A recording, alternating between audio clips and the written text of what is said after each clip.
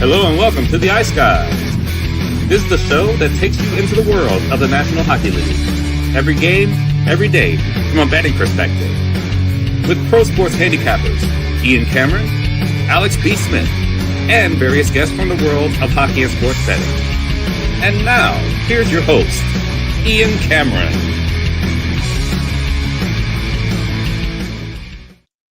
Welcome to the Ice Guys, Wednesday, May 28th. Ian Cameron, Alex B. Smith. Perla will be along in just a bit as well. We have a guest joining us today, just completed his college hockey tenure with UNLV, the Runnin' Rebels. UNLV, go fight, win. Yeah, I've watched my share of UNLV sports over the years for obviously betting reasons, football, basketball. But yes, they have a hockey program too, Yep. and the hockey program is making strides.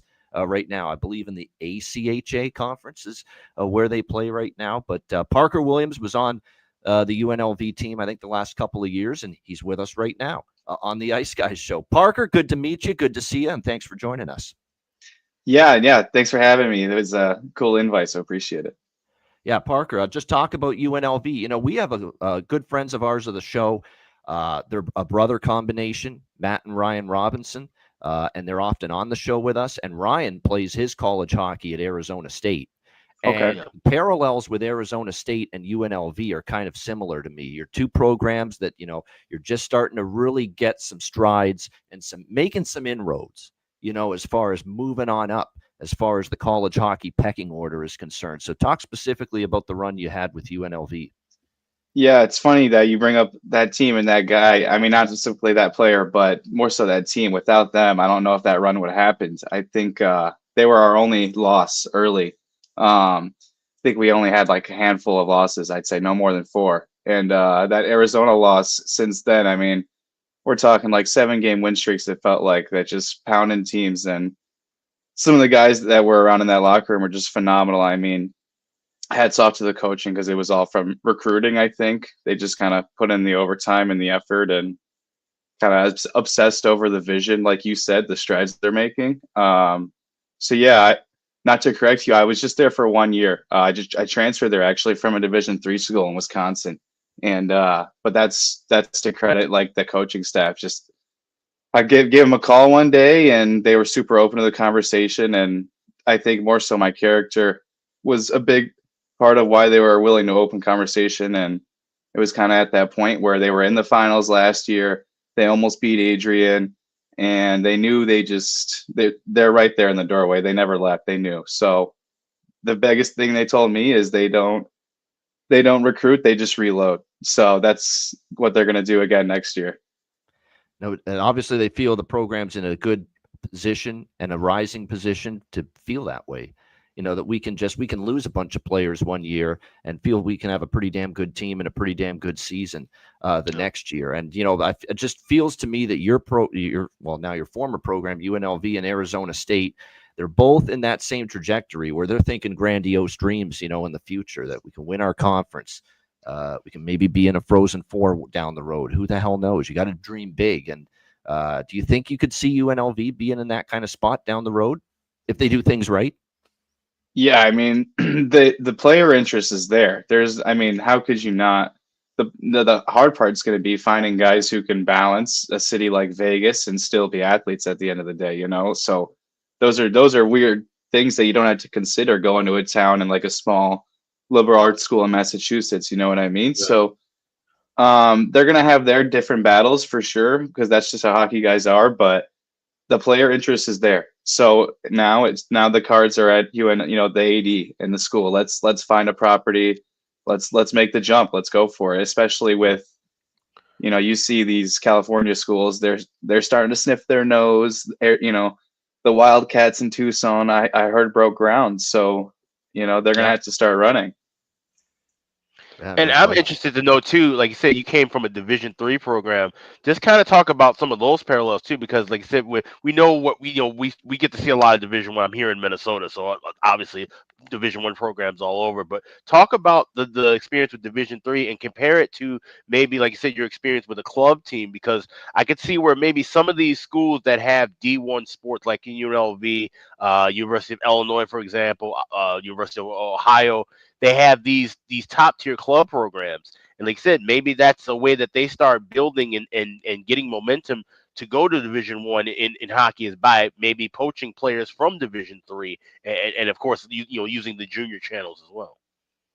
Yeah, I think D3 is interesting because you mentioned, Ian, that you bet on UNLV a lot. Like football is the main drive, whereas hockey, it's like some people you get, even locals who just aren't into the sport, are like, UNLV has a hockey team, so you always do the giggle like we do.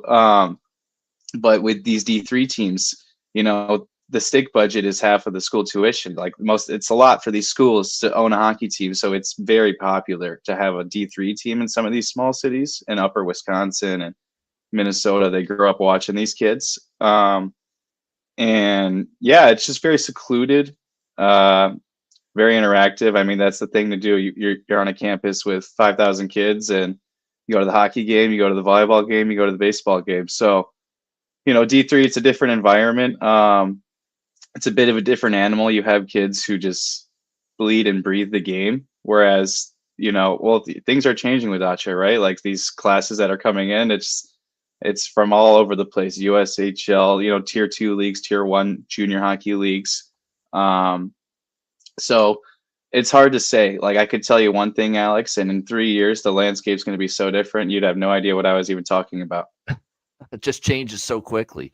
Well, look at the other sport, right? Football. Just as a perfect example of that, how much it's changed. I mean, you can't even recognize college football. Yeah. Compared to 20 years ago. And speaking of UNLV, you mentioned football is the main draw right now for the program. That was not the case.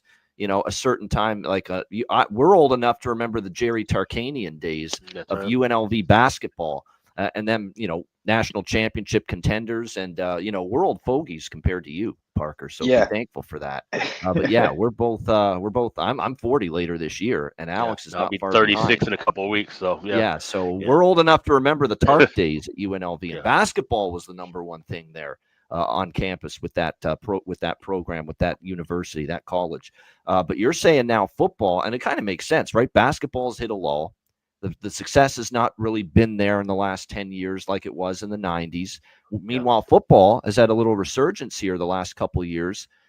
They've had Barry Odom's just done a phenomenal job there with the UNLV football program, contending for Mountain West championships here these last couple of years. So it makes sense when you say that, Parker. It really does. It also helps when you go from Thomas and Mack, or sorry, not Thomas and Mack, but Sam Boyd Stadium all the way to Allegiant Stadium, and having that state of an art. The facilities were dreadful. Certainly helps out quite a bit with getting the football program back on the rise.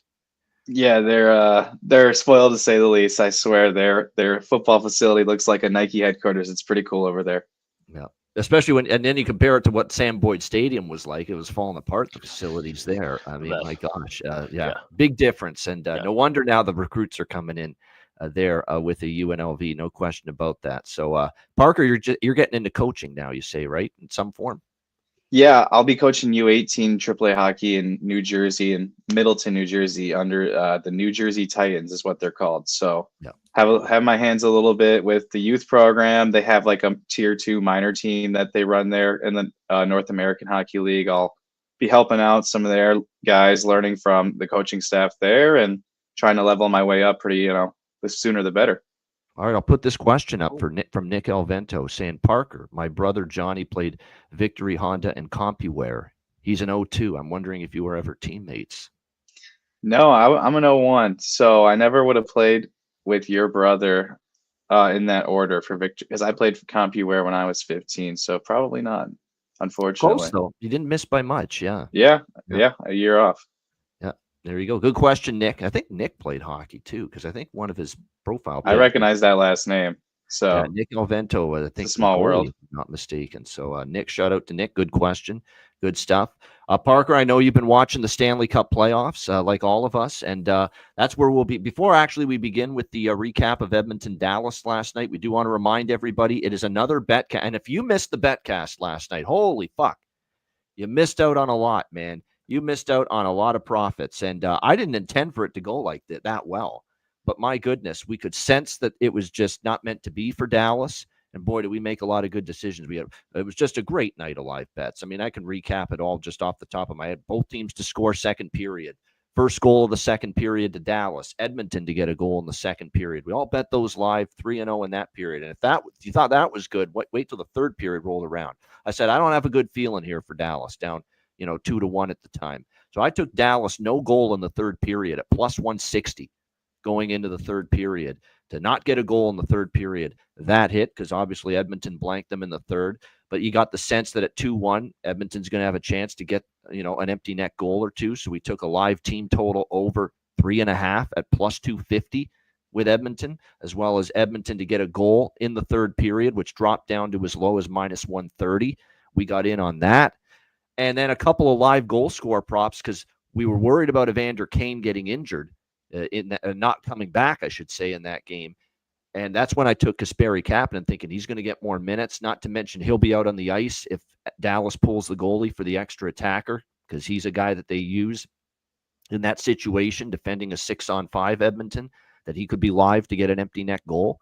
And sure enough, what happened? Kasperi Kapanen, empty net goal to make it 3-1, plus 1,400 was the live price on Kapanen to get a goal in the third period. And Perlo jumped in with Adam Henrique to get a goal in the third period at plus 900. He got the other empty net goal. So it was just an insane night as far as the betcast is concerned, with live winners throughout the night. It was just great to see. So the point of all that is be there tonight when we're on again during Game 5 of the Eastern Conference Final, Florida, Carolina, Patreon exclusive live betcast. Make sure you join us tonight, 8 p.m. Eastern.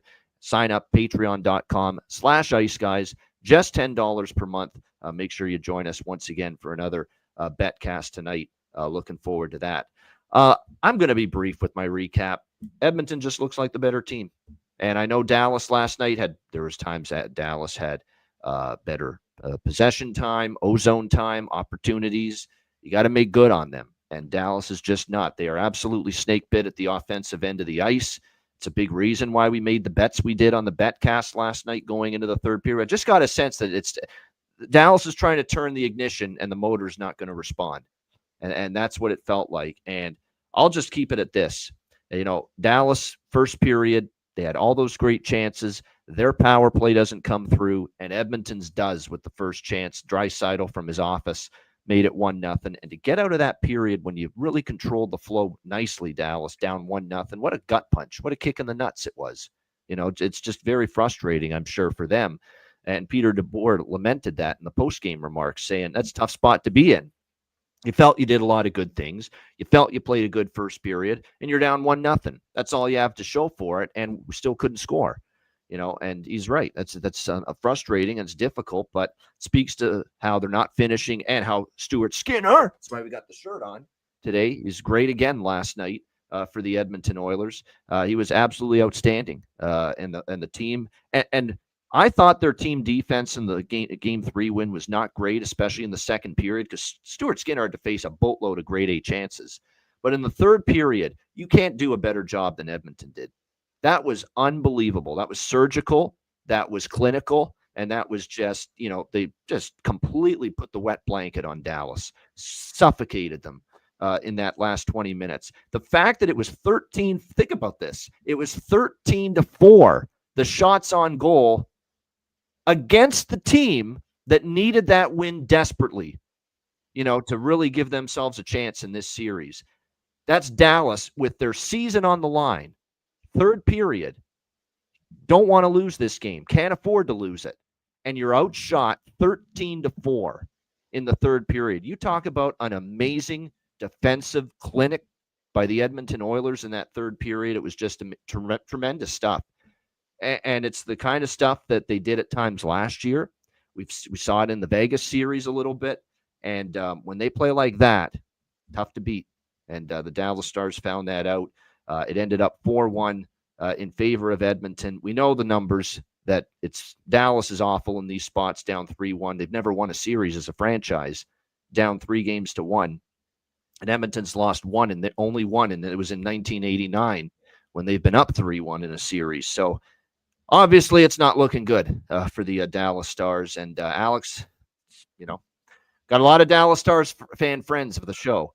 And all I can say is, unfortunately, it feels like a matter of when, not if, this series wraps up and Edmonton moves on. Yeah, and as someone who's carrying quite a bit of Dallas Stars futures, it's extremely disappointing.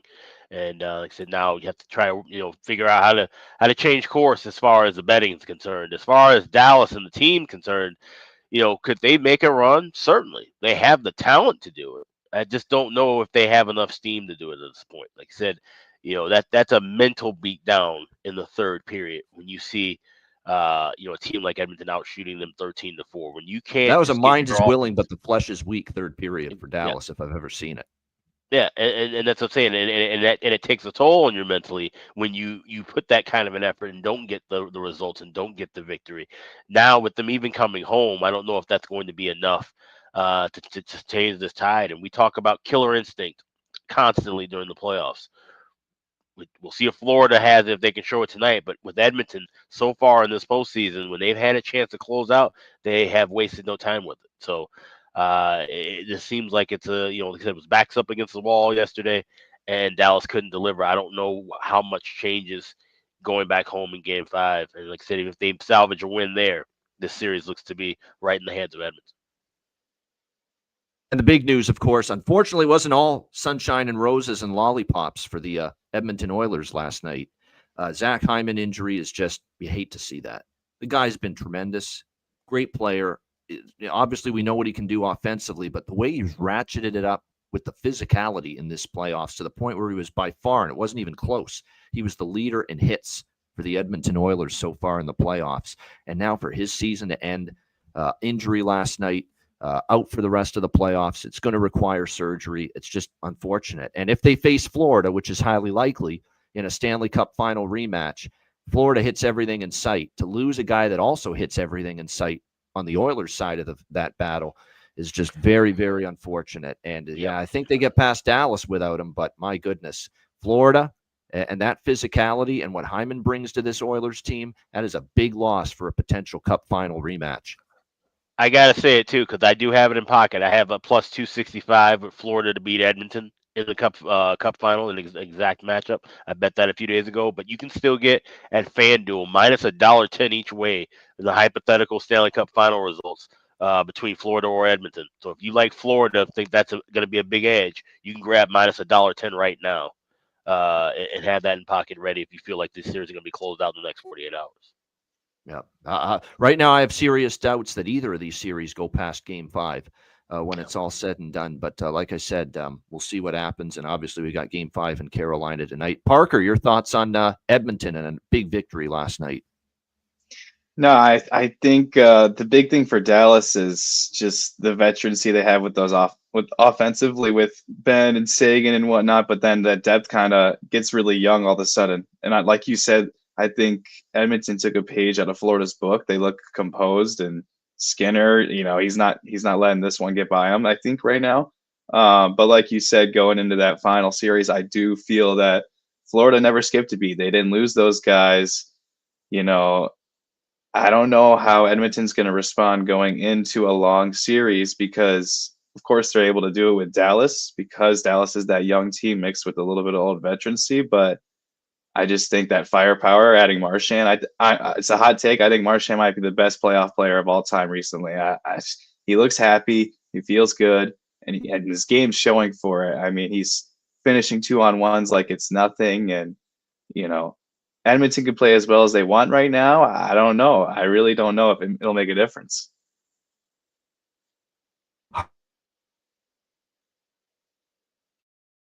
That we're muted. I don't know where Dallas finds the answers other than we got to put the puck in the fucking net. That's what has to start happening. That's the adjustment. That's the change that has to be made. Well, lucky for them, the freaking net, and they're not. They have some jump. They have some young guys with some speeds. Stan Coven's really been. Is that how you pronounce his name? He's really been impressing me. He's been getting tossed around a little bit because they don't have as much size as Edmonton, but they've got those big, slow defenders that. You can catch them in transition, but you got to score. Like you said, you have to score on them.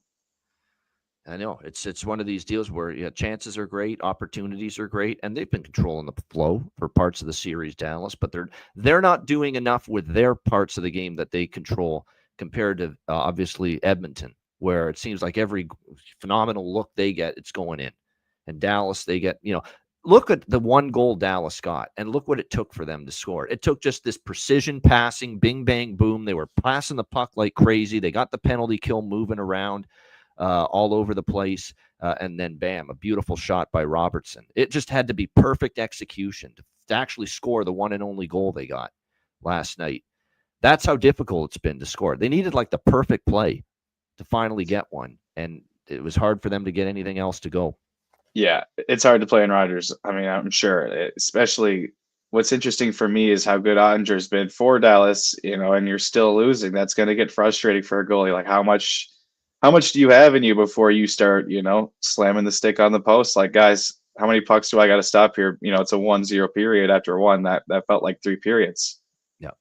Yeah, exactly. No question. So, like I said, Edmonton seems like they're in control, and they will look to wrap it up tomorrow night. And on today's show, I want to point out we will not be on with you tomorrow at 2 p.m. Eastern. It was one of those Ian Cameron sneak attack appointments that he scheduled weeks ago with his dentist, and he forgot about it until yesterday when they called me and say, "Hey, Ian Cameron, you got your appointment tomorrow." I'm like, God damn it, man. So, unfortunately, it's 3 o'clock, and plus I have to take the time they give, because they're so damn busy and backlogged, with patients. So, unfortunately, we can't do the show tomorrow. So we decided we're going to double up today. We'll do both Game 5 previews today, the Eastern Conference Final and the Western Conference Final. So with that in mind, let's get into it. Eastern Conference Final, Game 5, Florida, Carolina. We've got Florida minus 115. Road favorites, 5.5 the total. Florida up 3-1 in the series and looking to close things out tonight against the Carolina Hurricanes. Start with the injury news. No changes for Carolina. We were wondering if Sean Walker and Jalen Chatfield, their two missing starting defensemen, would be back. Neither one will, according to Rod Brindamore. So I would expect the same blue line, which means you still will have Morrow in the lineup. I don't like that, but you still will have Nikishin in the lineup. I do like that because he was obviously outstanding. I waxed poetic on how good he was in Game 4. And he will stay in the lineup for Carolina tonight. No changes up front. Freddie Anderson obviously back in net after a shutout win in Game 4 to keep the season alive, at least extend the series for Carolina. Florida did not have a good game. Paul Maurice noted it. They were a step slow. The execution wasn't there. Carolina was great, but you could tell Florida just, a little bit hungrier, desperate team was Carolina in Game 4 to avoid the shame of 2 sweeps in 3 years to the Florida Panthers.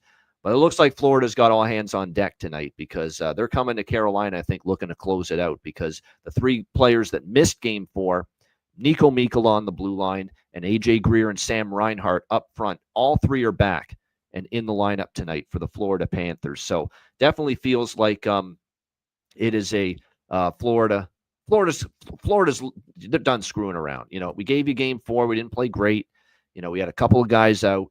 Now they got them all back, and they're looking to finish this. And I think the fact that Edmonton won last night, they see on the other hand, Edmonton's got a chance to go to the handshake line tomorrow night against Dallas.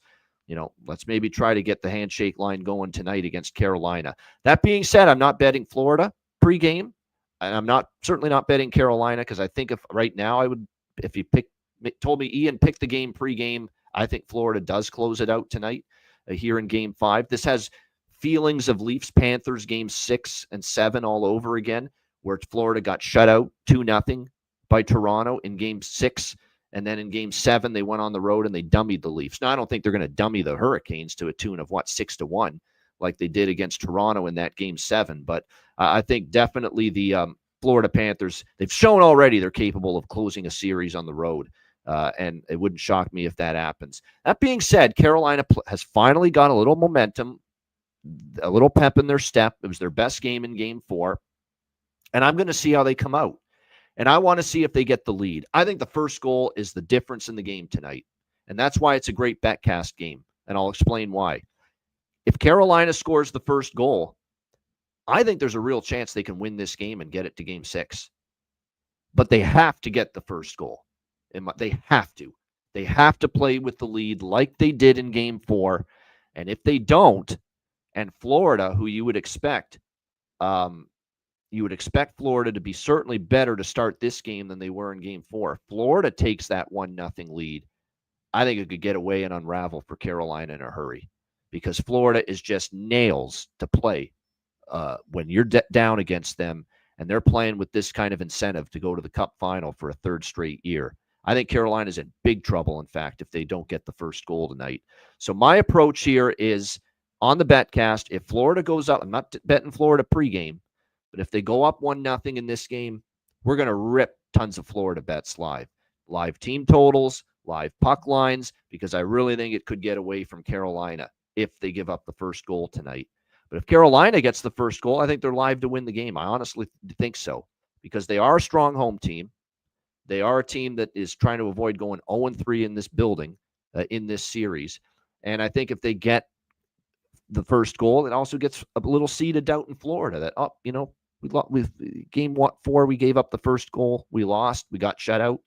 We give up the first goal here, and Carolina's just confidence level blossoms even more. So it's a great live betting game. It's a perfect live betting game because I don't want to touch anything pregame with either of these teams. I want to see how it starts.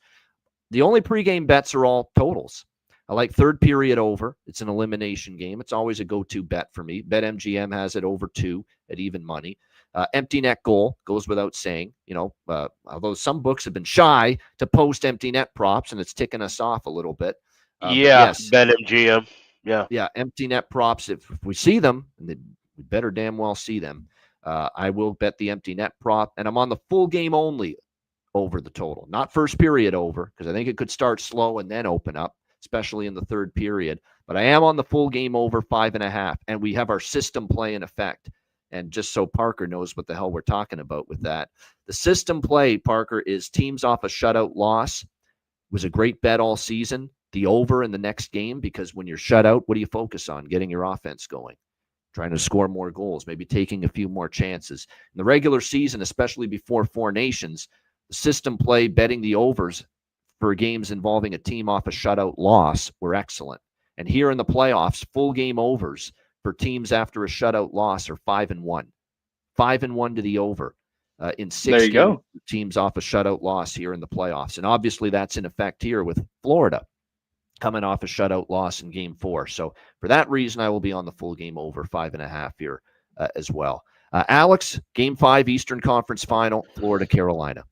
Well, you said it, with the fact that the 3 guys that missed game 4 coming back into game 5, Bennett and Greer and company, they mean business. And we've seen this from Florida, like I said, game 6 into game 7 with Florida and Toronto. I think we could see that same kind of parallels. Game 6, like I said, Florida had tons of chances, didn't really capitalize, and Toronto took advantage of the opportunity. Then game 7, Florida, they meant business, and they played 60 minutes of full hockey and then shut it down. I expect that tonight. So what I'm going with at BetMGM until we get the empty net props posted, I did grab Panthers to win and over 4.5 goals plus 155 in the preset parlay. And then I do have a couple of player props looking at. One that was my bargain bin last time. He's not my bargain bin today, Seth Jones. You can grab him between anywhere from 7-1 plus 750 at DraftKings. I do like him to get on the score sheet tonight with a goal. I mentioned if Florida gets the first goal, I'm going to be looking at live puck lines and live team total overs with Florida. If they get the first goal, I'm actually going to sprinkle, because the price is cheap enough pregame, on Florida team total over 2.5. It's 2.5. It's like a minus 125. Prior to game 4, obviously they got shut out in game 4, but prior to game 4, they had scored 5 goals in every game in this series. So to be able to get 2.5 pregame on a Florida team total over 2.5 at minus 130 is what we're seeing. Yep. Even if you like Carolina to win the game, that's not a bad bet, because you could easily have a game where if it's going back and forth, Florida gets 3 goals, but Carolina could come back and win. If you expect the game to be wide open and you like Carolina, then Florida team total over 2.5 would be something worth putting in pocket as well. Yeah, no doubt. So I will grab a little of that in pocket pregame. Panthers team total over 2.5 minus 130. Parker, what are you thinking here for game 5, Florida, Carolina? It was a good move by Carolina to put Freddie Anderson back in the net. That's for sure. They mean business as well, but, obviously not as much firepower. I think the Florida Panther Dairy Queen trips are going well. I think they did it again, by the way, prior to the night. You don't change what works. You don't change a thing. You sleep in the same socks, same underwear, whatever you have to do. So I think look out for shot totals. You got Freddie Anderson and Bobrovsky in that. The saves are going to be flying all night. It's going to be a race to 3. Whoever can score on Freddie Anderson, that's going to be the storyline. Bob's going to be calm and collect. He's been, a freak as usual with the saves. So, look for a tight game, race to 3, at least 3-3 game. That's what I'm thinking.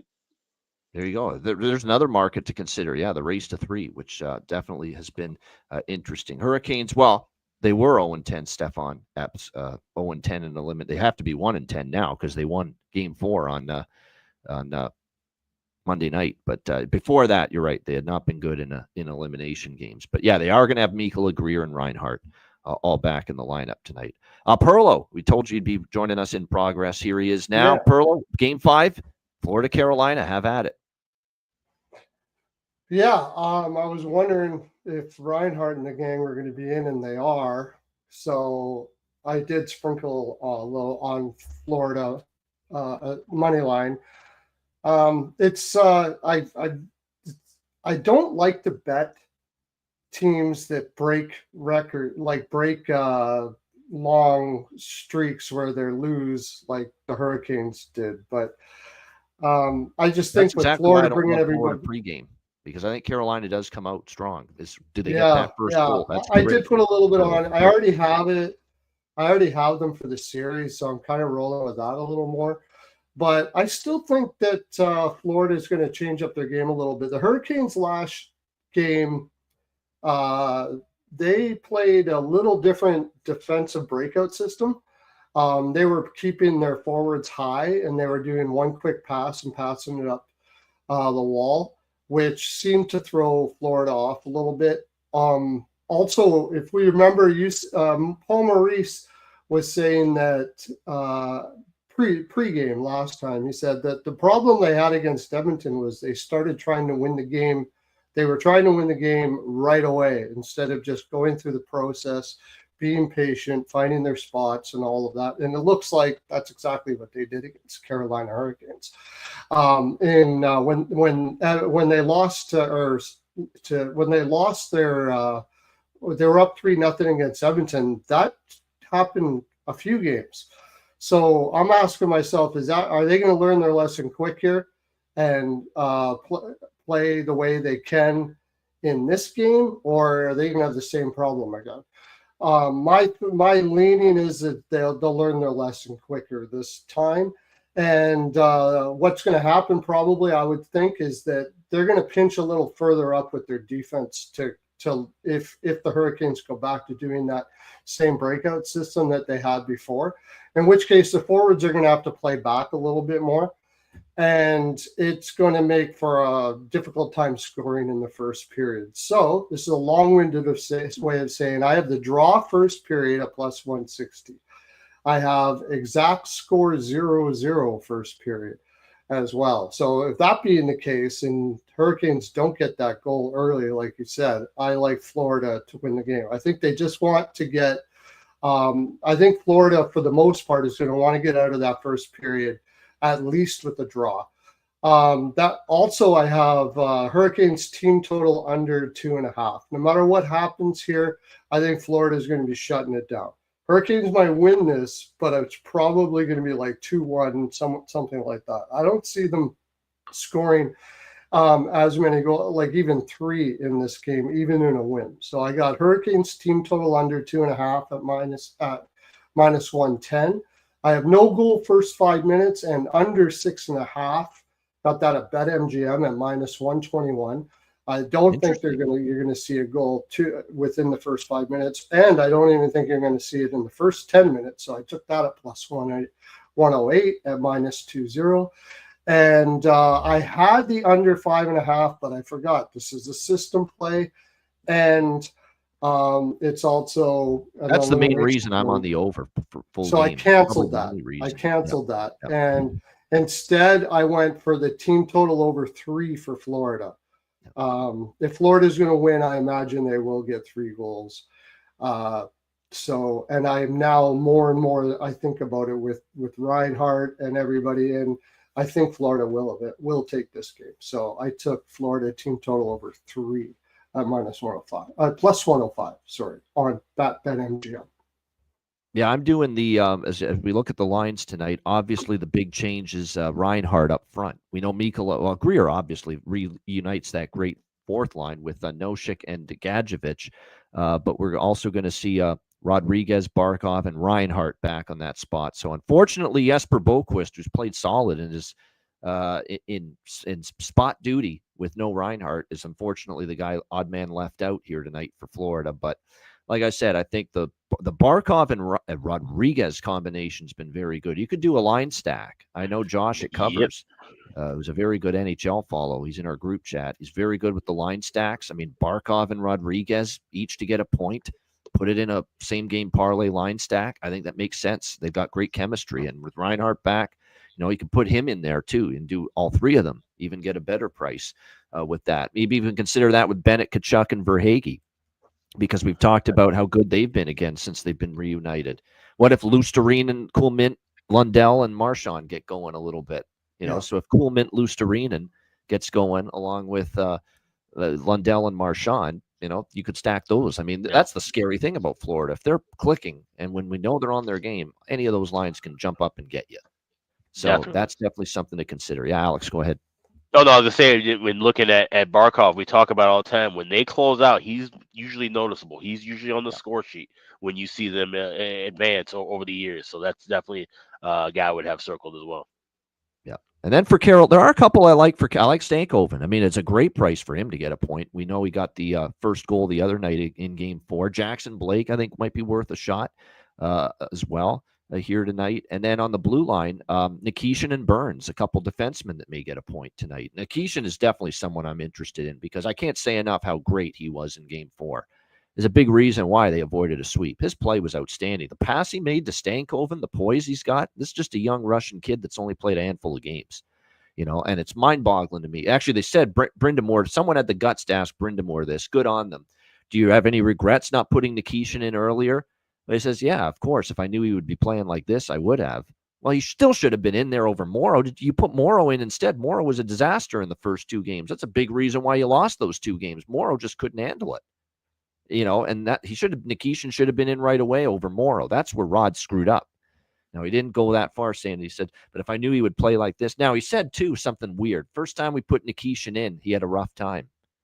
No, he didn't. Was he great? No, but he didn't have the rough time in his first playoff game that Morrow did in Game 1 of this series. So, like I said, I think he's just trying to make it sound like he was right for waiting so long to put Nikishin in, but he was not right to wait that long. Should have been in right away, and certainly should have been in this series over Scott Morrow, because you can just clearly tell he's played better than Scott Morrow for Carolina. All right, let's get to tomorrow night. It's Western Conference Final, Game 5, Edmonton and Dallas. Dallas -125, home favorites, 6 the total. Edmonton looking to close it out, and I think they will. I'll be honest, I think they will. Now, no Zach Hyman.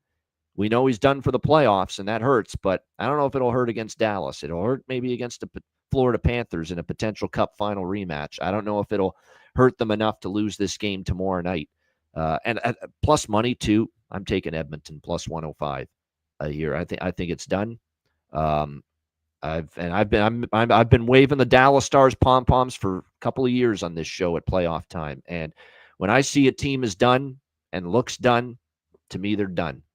And that's kind of what it looked like last night. I mean, when Edmonton just put the suffocation device on them in the third period, it looked like a series that. And plus, Edmonton's track record in getting when they have a chance to eliminate an opponent, they have gotten it done every single. They have not waited around. It's not we lose one and then we finish them the next game.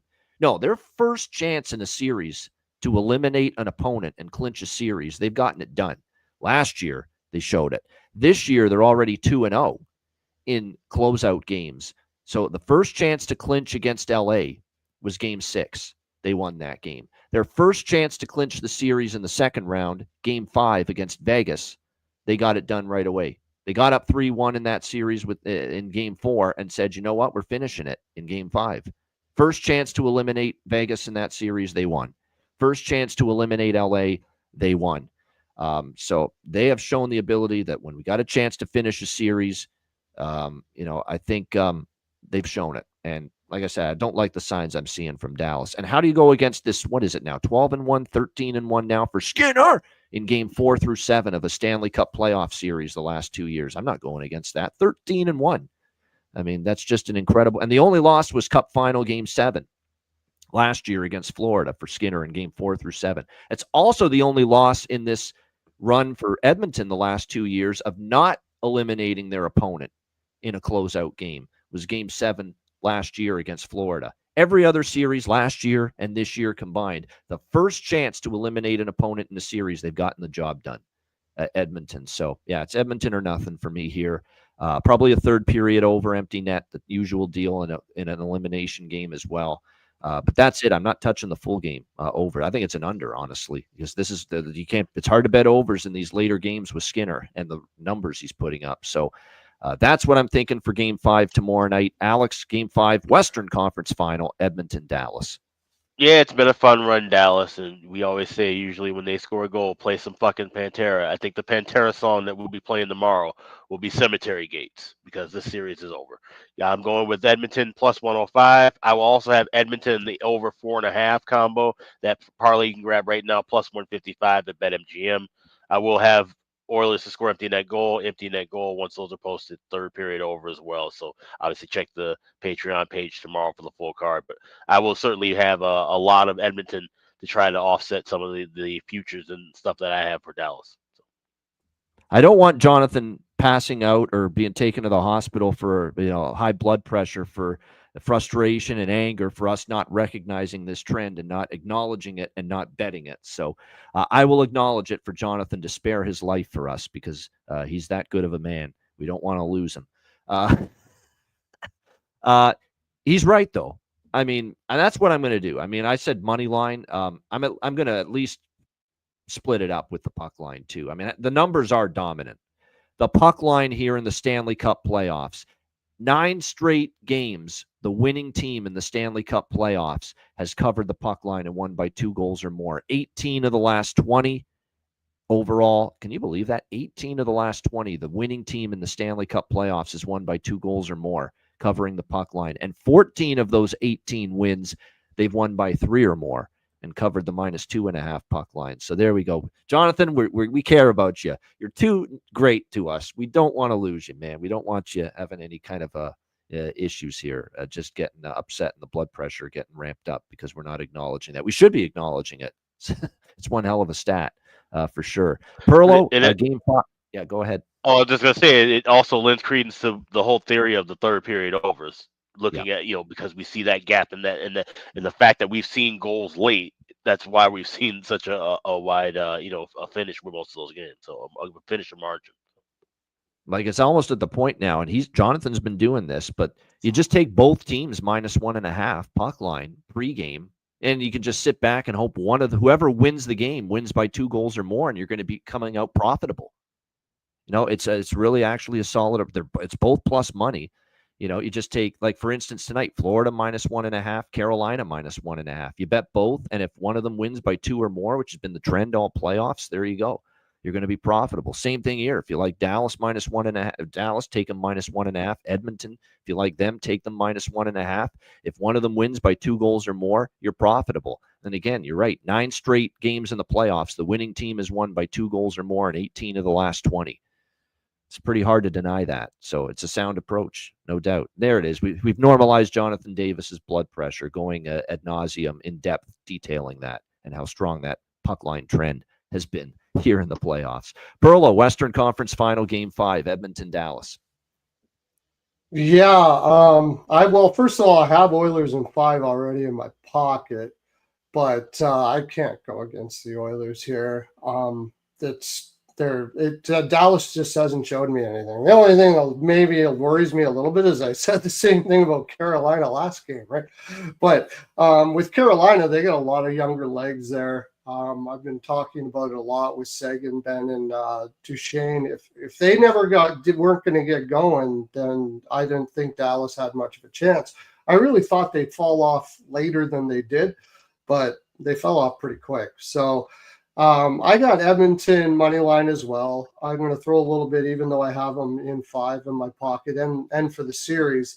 But the big one I like here is Dallas team total under 2.5 right now on DK is plus 145. Hard to not see the value. Can't score right now. Yep. Yeah, so they haven't been able to score. This is a situation where they will be desperate. They're going to give everything they got in this game. There's no doubt about it. It's just a question of whether you think everything they got is enough. And right now, I just can't see it. I think they pretty much tried everything they could last game, and they certainly did in game 2, and that wasn't good enough. So, and they haven't shown me that everything they got is good enough. Maybe they got more that I don't know of, but if they did, they shouldn't have been waiting for now to do it. So I'm going to take that under 2.5, and I'm going to also go. You can get it now. I'm sure this is going to change. It's juicy, but it's still a pretty darn good price. I can't see the Oilers winning that game and not scoring over 2.5 goals, and you can get that at minus 155. So I'm taking over 2.5 at minus 155. And now 3.5 is plus 160. I have a feeling if things are going to work out the way I think it is here, this is going to be a very lucrative game with the odds they're giving you right now. As far as props are concerned, Perlo's NHL POW, I'll go deeper into props and I'll have them all on my Twitter either tonight or tomorrow. Probably tomorrow because we got the Betcast tonight. And you want to go on the Betcast, make a ton of money because we've been doing it like crazy. And then you can play all my props tomorrow. Also, I have props for this game as well, one of which, of course, we'll talk about later. Yes, for bargain bin special of the night. Yes, which will be coming up, obviously, in just a moment. No doubt. Incredible how Perlo can talk without his... Yeah, obviously, his screen is frozen. His camera is... My screen's frozen right again? Jeez. By the way, you look like it's one of those photo ID mugshot pictures right now, Perlo. You look miserable. You look like a miserable... I don't know why my camera... I just bought this camera, too. There's got to be something going on there. How's that? You did. You just look fucking just miserable, and your frozen still image. Just now, oh, really? I don't screen. look miserable too often. So. Yeah. There we go. Look at that smile. He's not a miserable little bugger. Look at that Yeah. smile. He's a happy guy. Verlo, good stuff indeed. Parker finding out we're a little nuts on this show. At least the host is. Parker, your thoughts here? Western Conference Final, Game 5. I think a lot of people are going to underplay how much of a good game this will be. Like, we're talking about one of the last guys without a visor on his helmet, you know, so he's going to be throwing elbows. Sagan's going to be slashing ankles, whatever they have to do to wear down this Edmonton team, because they have just been composed and their experience. They've been there. And I mean, you guys summed it up perfectly. It's on Duchesne, Ben, and Sagan. If they don't wear down that Edmonton team, it's going to be a 4-1 game, and Ottinger's going to be slamming his stick on the post, and that's that. I don't know if he'll be doing. He's pretty calm, Jake Ottinger. I don't. He Have is. I He ever is. seen him do that? I don't think I've. He wants to win, though, for and he's sure. close. Markstrom would do that 100 times. Yeah. 100. He would do that. Yeah. He'd be the Markstrom first guy does to that be- pregame. Yeah. With the way he's been playing, that's just what I would do. Yeah. I don't think it's an Ottinger issue. It's a can't score issue. Has he been better? Yes. Can he be better? Yes. No, I think he's been great. I'm right there with you. It's just mainly, get him some help. Yeah. And that's the sad part about all this, because in other years we question, was he a bit shaky? He looked a bit shaky the last time these two teams met in the conference final late when Edmonton went on to advance. Now you're getting great Ottinger starts and you're wasting them because you have no offense. It's awful. Here's another crazy song reference. You're absolutely right. Parker was not even born when this guy was cranking out the hits in the late 80s. But you're right about Jake Ottinger. I think definitely it's a situation where he needs help. It reminds me of the Rick Astley song, "Why Don't I See a Cry for Help?" Yeah, he needs a cry for help right now, Jake Ottinger, at this point in time. You're right. Needs some help offensively, and he's just not getting it right now for the Dallas Stars. And again, if that doesn't change Thursday night in Game 5, they'll be booking tea times, the Dallas Stars, after that game tomorrow night. As far as props tomorrow night, it'd be nice to bank on some Dallas players to start getting their offense going here and take some of those Dallas players, but it's very difficult. right now. I think if I were to, Miko's in an ice cold slump all of a sudden. We know that. Robertson, believe it or not, now that's 2 games in a row with a goal. Crazy as it is to say, just in the last 2 games, he's got the hot hand for the Dallas Stars at this point in time. And shout out to Matty Robb for Jason Robertson. Bargain bin special yesterday, plus 320. I know, obviously, it's kind of consolation for Dallas not winning the game, Matt, but you can take some happiness and joy out of that.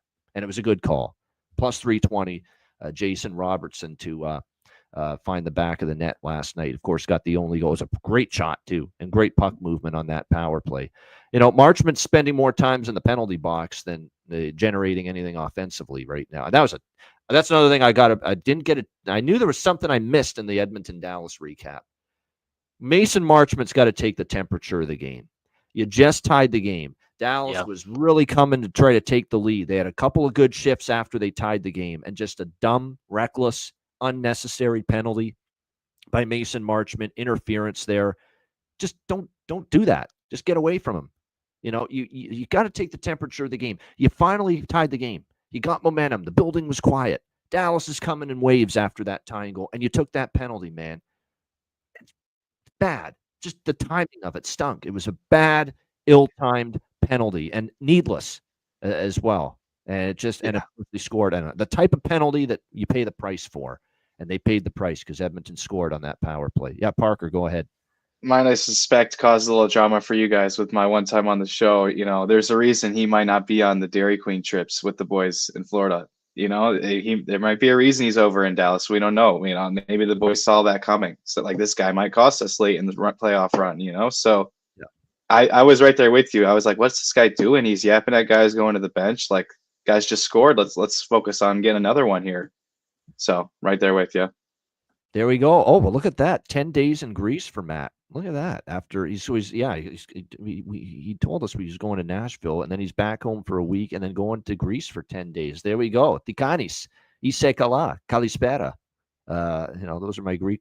That's good evening. That's not good afternoon, actually, but screwed that up. But, nevertheless, have fun. The Greek islands, man, phenomenal from everything I've seen, no doubt. I know I've got relatives that have been there because mom's side of the family is Greek/Macedonian, half of each. So there you go. Souvlaki and gyro and tzatziki sauce and ouzo. I'm just throwing out all the Greek stuff now, and a little lamb chops and souvlaki, gyro, all that stuff, all that good stuff. Ouzo, they love their ouzo over there. So you're going to trade whiskey for ouzo there, Maddie. So get ready to get drunk off Greek ouzo over there, no doubt. All right, there you have it. As far as Edmonton, the props for Edmonton just quickly. The Nuge, how do you not take the Nuge again?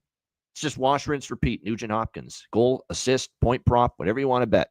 I think Scory Perry tomorrow night too, because he's likely going to take the spot of Hyman with Connor McDavid and the Nuge. So Corey Perry's going to have big time value tomorrow night for Edmonton. Podkolzin, Arvidsson, and Draisaitl. I think the two Podkolzin and Arvidsson could both have value. We talk about Kapanen, no shame in looking at him. Am I seeing this right? But a guy that might come into the lineup tomorrow night for Edmonton with Hyman out is the other Skinner. Jeff Skinner. We haven't seen him in a while.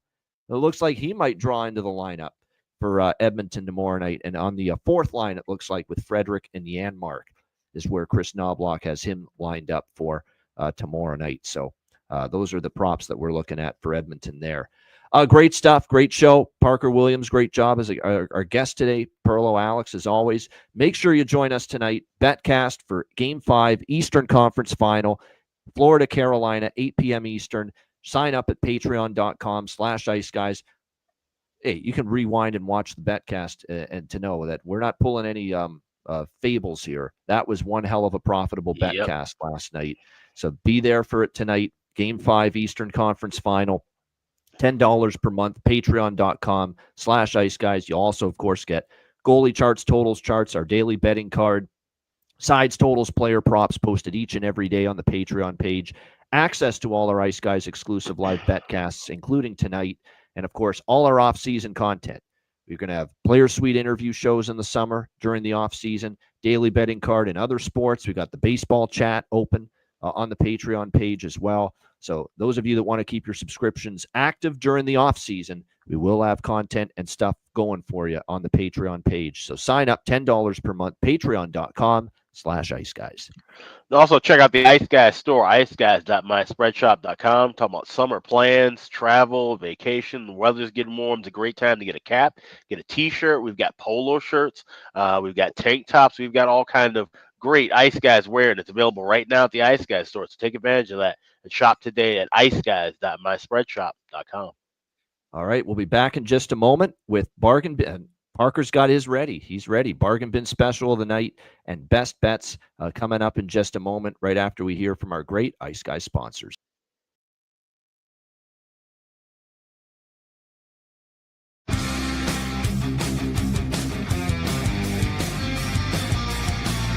Support for the Ice Guys podcast is provided by Boston Hemp Incorporated, Tailgaters Social, and a big thank you to all that subscribe to the Ice Guys Patreon page.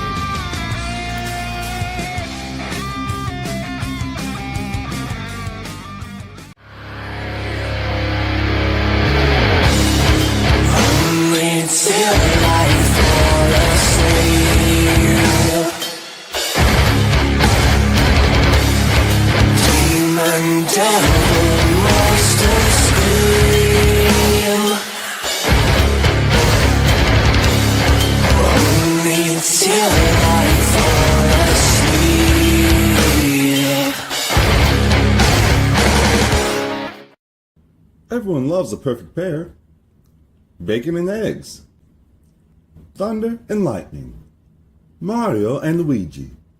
A hot dog with fries. Ian and Alex B. That's right. Everyone loves a perfect pair. So why not pair up your game nights with Boston Hemp? From exotic flower to concentrates and edible products. You'd be hard-pressed to find a better pairing than Boston Hemp and hockey. Check them out today at bostonhempinc.com. That's bostonhempinc.com. Boston Hemp Incorporated, the official smoke sponsor of the Ice Guys. Void where prohibited by law. Not available outside of the United States. Must be 21 or over to obtain products. Check your local regulations to see if Boston Hemp is available in your area. Hey, Alex, have you checked out the latest with the great trading platform, Kalshi? Yes, I have. It's been fantastic. This is one of the first and only federally regulated prediction markets in the U.S. And if you're looking for odds for all kinds of different things, not just what we're talking about, the markets in the Stanley Cup, the NBA Finals, you can trade crypto. You can look for trades within the markets involving entertainment, politics. There's all kinds of different markets you can look from, and you can use the odds over at Kalshi. Time of year to get involved with Kalshi. Certainly if you're a sports fan, Stanley Cup playoffs, NBA playoffs, baseball now underway, with all the different markets to create winning trades. Make sure you're checking out all that Kalshi has to offer. Absolutely. And if you're trading with Kalshi, use the link kalshi.com/iceguys. You trade $100 or more, they will send you $10 back. So it's fantastic to use, like I said, any kind of markets beyond sports. We're talking entertainment, politics, crypto, basically anything you want. So make sure you sign up, kalshi.com/iceguys. Note that it's live on Robinhood and available in all 50 states, making it the first legal place to trade on these kind of events nationwide. Check it out, kalshi.com/iceguys.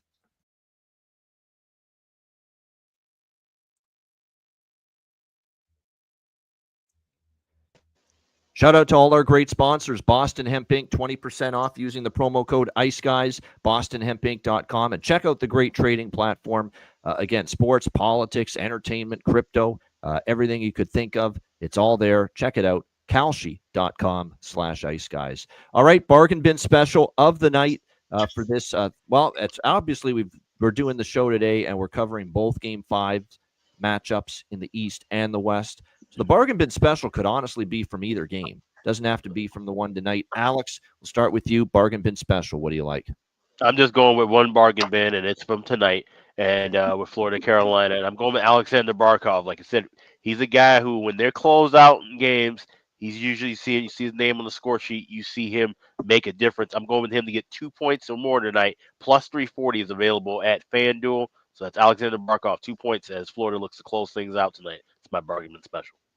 Yeah, off the top of my head, it feels like Barkov, in the games they close out a series, he has an impact offensively. So Alexander Barkov, the captain of the Florida Panthers, whew, there we go, over 1.5 points, plus 340 for Alex B. Smith with his bargain bin special of the night. Perlo, bargain bin special, what do you got? I've got a few. 2 for this game. I'm going back to the guy that just was scoring like a son of a gun before he got injured, and he's been allowed to engage in the offense. I'm going with Mikkola to score a goal for Florida Panthers.